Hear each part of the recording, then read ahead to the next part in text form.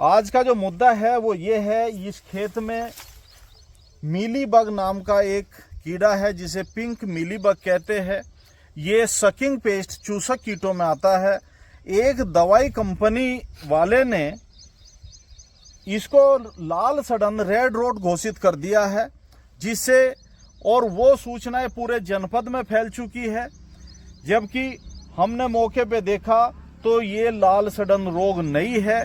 तो इसके बारे में टोटल राम राम भाई, किसान महकमा यूट्यूब चैनल और फेसबुक पेज पे आपका स्वागत है। तो भाई आज की जो वीडियो है वो इस टॉपिक पे करी जा रही है। मुद्दा क्या है कि भाई किसान के खेत में रोग लगा हुआ है कुछ और उनके यहाँ दवाई दी जा रही है कुछ। लास्ट में जब खेत बैठ जावे किसान का भी सर्वे करें, न्यू जी तुमने हमें बताया नहीं क्या किस तरीके का हमें रोग। हाँ भाई, तुझे जब दवाई लेने के लिए किसान आया तो पहली बात तो तुझे किसान से मंगवाना चाहिए सामान, खेत का जो है पौधा मंगवाना चाहिए कि उसमें रोग क्या है। किसान ने क्या पता कौन सा रोग किस टाइम पनप रहा है, क्योंकि कुछ ना कुछ रोग हर साल पनप रहे हैं नए। तो भैया सामने जो खेत है वो एक तरीके से यूं मान लो बिल्कुल देखो क्षतिग्रस्त हुआ पड़ा है, और सामने किसान भी हैं, इनसे भी जानकारी लेंगे, और अपने कुशलवीर सिंह जी भी हैं, उनकी भी जानकारी लेंगे। और भाई एक चीज़ और है, कुशलवीर जी का जो बहुत बहुत धन्यवाद करे हैं वे किसान भी, जो अपना कीमती समय निकाल के जो है किसानों की समस्या के साथ जो है कुशलवीर सिंह जी खड़े हुए हैं। तो सामने एक बार परिचय करा दूं। अच्छा, राम राम जी। राम राम जी। सभी किसान भाइयों को नमस्कार, सभी श्रोताओं को नमस्कार। मैं Kushalveer senior cane development manager Simbhaoli sugar mill Simbhaoli ji. आज का जो मुद्दा है वो ये है, इस खेत में मीलीबग नाम का एक कीड़ा है जिसे पिंक मीलीबग कहते हैं। ये सकिंग पेस्ट चूसक कीटों में आता है।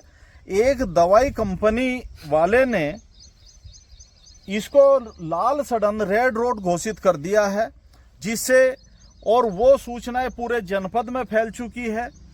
जबकि हमने मौके पे देखा तो ये लाल सड़न रोग नहीं है। तो इसके बारे में टोटल जानकारी देंगे कि इस खेत में ये फसल का फोटो ले लीजिए, इसमें मीलीबग नाम का कीड़ा लगा हुआ है। ये कीड़ा पत्ती की निचली सतह पर, अधिक प्रकोप होने पर पत्ती की ऊपरी सतह पर, और लीफ शीत कहते हैं जहां पत्ती पोरी से चिपकी हुई रहती है वहां पर यह कीड़ा चिपका हुआ दिखाई देता है।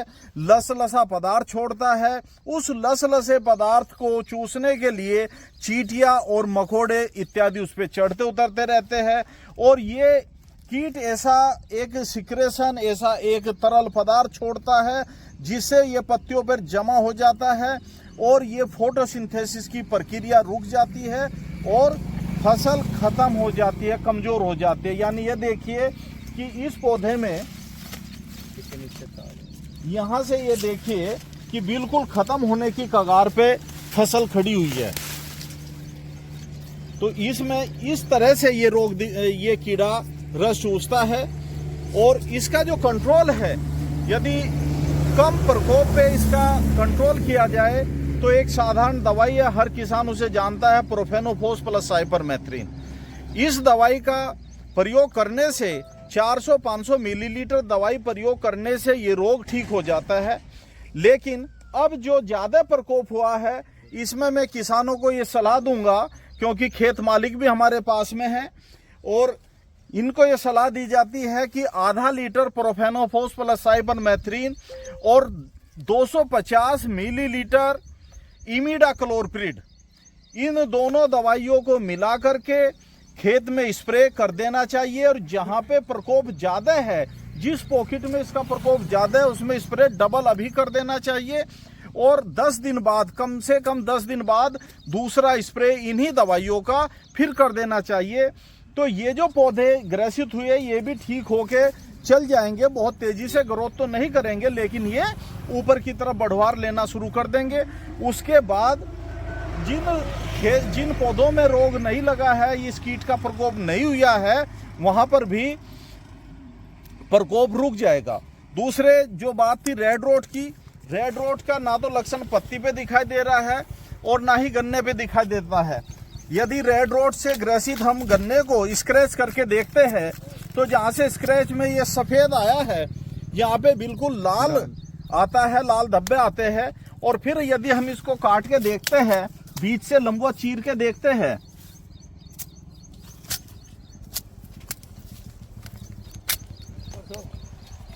तो इस तरह से लाल दिखाई देता है और सफेद उस पर बैंड दिखाई देते हैं। इस तरह से ये बिल्कुल प्रतीत हो रहा है कि इसमें लाल सड़न रोग का बिल्कुल भी प्रकोप नहीं है।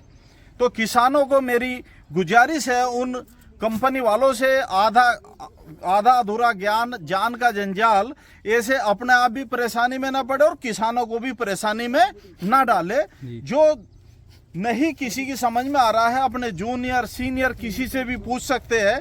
और मेरा संपर्क काफ़ी लोगों से सोशल मीडिया के माध्यम से काफ़ी लोगों से मेरा संपर्क है। मैं भी किसी को यदि कोई टाइम देता है तो मैं वहाँ पे पहुँचता भी और दिखाता भी हूँ, बताता भी हूँ। तो इस तरह ज़्यादा लंबा समय ना लेते हुए आज का समय यही है कि मीलीबग का प्रकोप इस मौसम में जब टेम्परेचर ज़्यादा हो और ह्यूमिडिटी बढ़ी हुई हो तो ये प्रकोप होना स्वाभाविक है।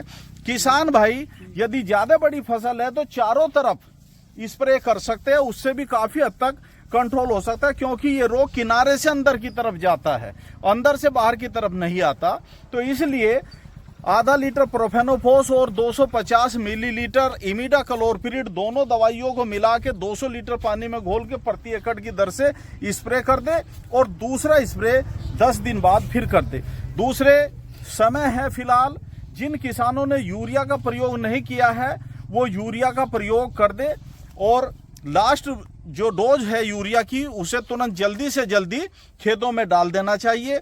जिनकी फसल अभी कमजोर है तो वो किसान ये कैल्शियम नाइट्रेट 20 किलो प्रति एकड़ की दर से एक बैग यूरिया के साथ मिला के प्रयोग कर सकते हैं। उससे भी फसल की अच्छी बढ़वार आ जाएगी और आपकी पैदावार पे भी अच्छा अनुकूल प्रभाव पड़ेगा। धन्यवाद। अच्छा भैया, सामने जो किसान है जिसके खेत में वो परेशानी आई है उन किसान से मिलवाऊंगा, एक बार उनका परिचय करवाऊंगा। अच्छा, राम राम जी। राम राम जी। अपना एक जो है परिचय कराओ, जो किसान हमारे देख रहे हैं, अपना नाम गांव का नाम बताओ। गाँव छतनौरा, नाम वीरेंद्र। अच्छा, हमारे खेत में ये रोग लगा, हमने मिल वालों को जाकर के वहाँ बताया सोसाइटी में जी कि ऐसा ऐसा हमारे खेत में दिक्कत है। तो वहाँ से आदमी आए और देख कर मौके पे निरीक्षण किया। अच्छा, जैसे तुमने दवाई वगैरह ली तो उसे जब दवाई ली ही तो क्या परेशानी बताई उन्होंने? जब हमने दवाई इससे पहले गिरी थी तो हमने ले ली ही दुकान चौबड़े पे से ही। हाँ चलो, जो भी दुकानदार से ली है तुमने। हमने छिड़काव उसका करवा दी, स्प्रे करवा दी जी। उससे स्प्रे करवाने के बाद में भी जब तक ठीक चलता रहा, ये 10-5 दिन से अभी रोग ही लगा है। अच्छा, ये रोग क्या घोषित करा जी उन्होंने दुकानदारों ने? नहीं, रोग नहीं बताया, मैंने तो ऐसे ही लेके स्प्रे करवा दी थी अंदाजे से ही, बिना उसके हाँ, किसी जानकारी के, इस वजह से। तो भैया ये जो है जानकारी का अभाव है। सीधा सीधा देखो सामने पूरी जो है ना एक बकेट सी जो मतलब एक माने पोकट सा जो है पूरा खत्म कर दिया गन्ना, और इस पर ज्यादा अब कितनी भी दवाई का प्रयोग कर लिया उस ग्रोथ पे नहीं आएगा गन्ना, जो और गन्ना हो गया है।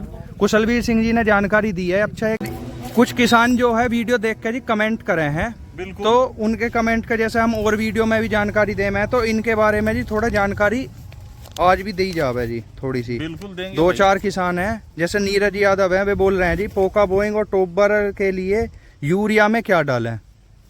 देखो, पोका बोइंग की अलग दवाई है, यूरिया टोबोरर की अलग दवाई है जी।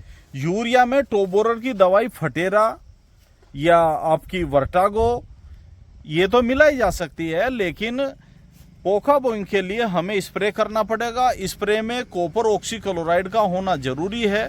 जिस दवाई में कॉपर ऑक्सीक्लोराइड हो उस दवाई की 500 ग्राम मात्रा प्रति एकड़ की दर से स्प्रे कर देनी चाहिए जी। अगला सवाल है जी अश्वनी चौधरी का, बोल रहे हैं सीओसी के साथ क्या स्प्रे करें जो गन्ने की बढ़वार बढ़ जाए?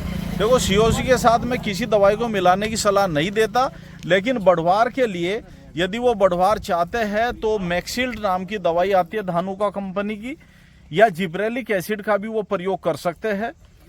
और 20 से 25 ग्राम जिब्रेलिक एसिड को NaOH या एसिड में घोल के 200 लीटर पानी में घोल बना के स्प्रे करे, या धानुका की मैक्सिल्ड 250 मिलीलीटर प्रति एकड़ की दर से स्प्रे कर सकते। सक्षम चौधरी हैं जी, बोल रहे हैं कैल्शियम नाइट्रेट गन्ने में क्या काम करता है? कैल्शियम नाइट्रेट गन्ने में बढ़वार वानस्पतिक वृद्धि का काम करता है जी।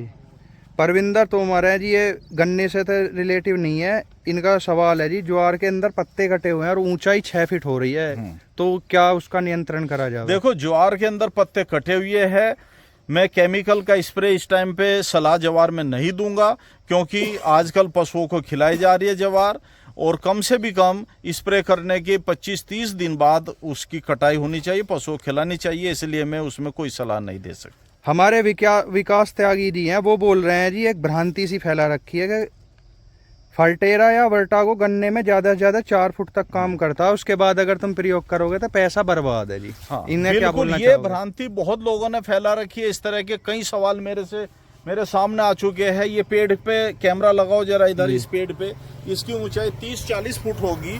यदि इसे आरी से काट दूं मैं नीचे जड़ से मिला के, तो 15 मिनट में जो चोटी की पत्ती 40 फुट ऊंची वो सूख जाएगी। तो ये इस बात का स्पष्ट संकेत है कि नीचे से ऊपर की तरफ कोई भी तत्व, कोई पानी ये जरूर जाता रहता है।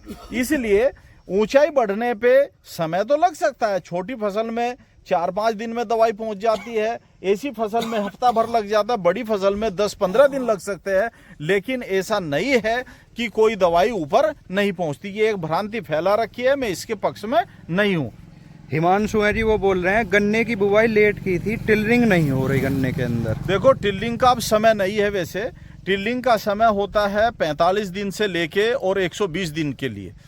तो अभी भी यदि पछेती बुआई की है तो उसमें माइक्रोन्यूट्रिएंट मिक्सचर किसी भी अच्छी कंपनी का, जिसमें बोरोन तत्व की मात्रा ऐड हो, उसकी 10 किलोग्राम मात्रा प्रति एकड़ की दर से प्रयोग कर दे। अच्छा तो यह है, माइक्रोफूड आता है टी स्टेंस कंपनी का, सस्ता भी है किसान के लिए और बहुत अच्छा तत्व है। चलिए, एक किसान है, उनका कमेंट है गन्ने में कौन सा उर्वरक बेस्ट रहेगा बरसात के दिनों में? हाँ, इस टाइम कैल्शियम नाइट्रेट सबसे बेस्ट उर्वरक माना जाता है।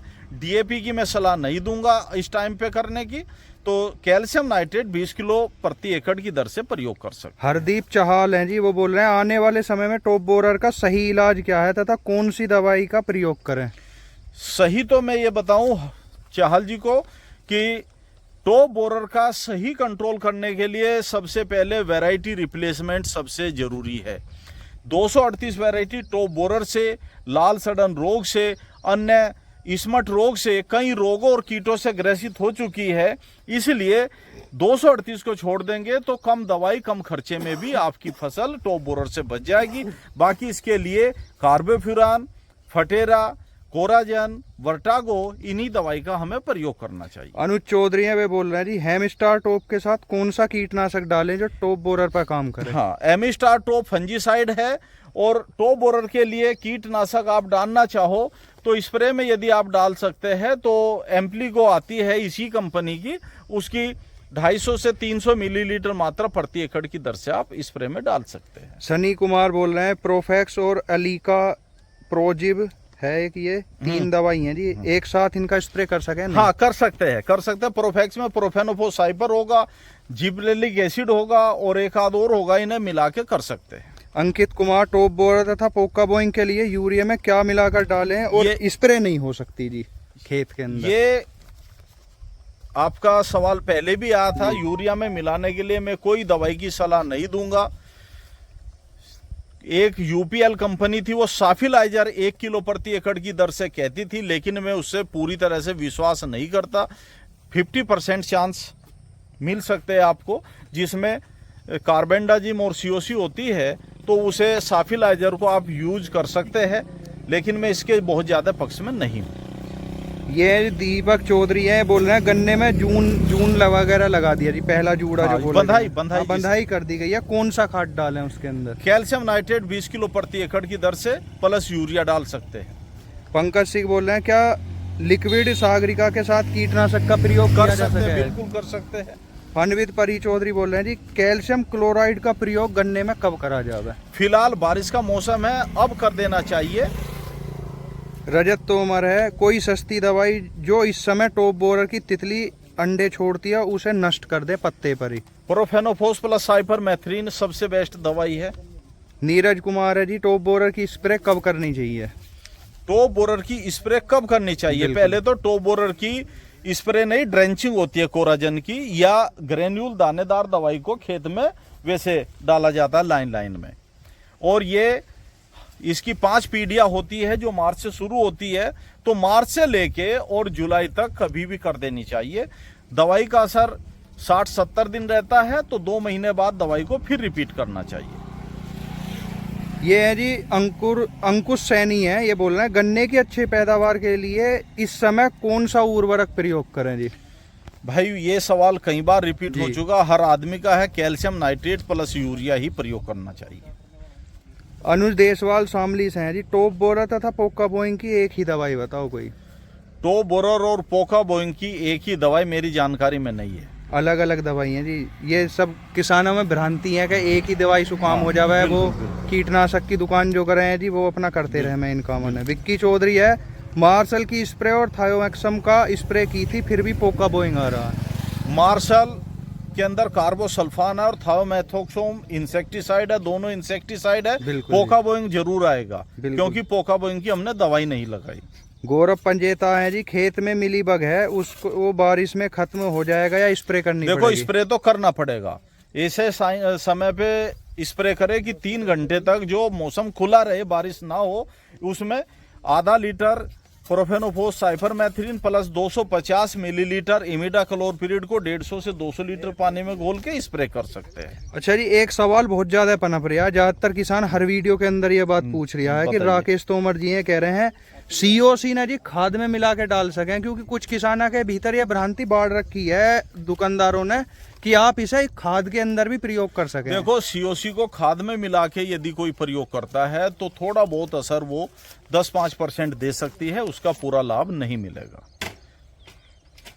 अतुल तोमर है जी, गन्ने में मिट्टी चढ़ाते समय एसएसपी तथा पोटाश का इस्तेमाल किया था, क्या अब कैल्शियम नाइट्रेट की भी जरूरत पड़ेगी? डाल सकते हैं क्योंकि कैल्शियम नाइट्रेट अलग चीज है, एसएसपी और पोटाश में अलग तत्व है। अच्छा तो इनका एक सवाल हो रहा है जी, यही नाइट्रोबेंजीन का प्रयोग गन्ने में कर सकें और इसका प्रयोग करने से जमीन में किसी प्रकार की समस्या तो नहीं होगी? देखो बहुत ज्यादा रिकमेंडेशन तो नाइट्रोबेंजीन की नहीं है, लेकिन इसकी जगह पे ये कैल्शियम नाइट्रेट को भी कर सकते हैं और कैल्शियम क्लोराइड को भी कर सकते हैं। और जो अपने किसान हैं जी वो जी आपकी वीडियो देखे हैं जी और उस पर जो है कमेंट करें हैं कि ऐसी वीडियो हमें कहीं और देखने नहीं मिलती, और जो है अपना वो दवाई वगैरह रिकमेंड करें हैं देखो अपना। ये तो उनका नजरिया है, मैं सभी का धन्यवाद करता हूँ श्रोताओं का, और मैं अच्छाई का ही धन्यवाद नहीं करता। यदि कोई इसमें कोई कमी पकड़ के यदि बताए तो मैं उसका भी सहर्ष स्वीकार करूंगा और उसमें सुधार करने की कोशिश करूंगा। तो भाई जी आज के यही कमेंट है किसान के जो पिछली वीडियो के अंदर है, सारे कमेंट की जानकारी दी गई है। अगर फाइनली वीडियो अच्छी लगी हो तो वीडियो को लाइक जरूर करें। राम राम भाई।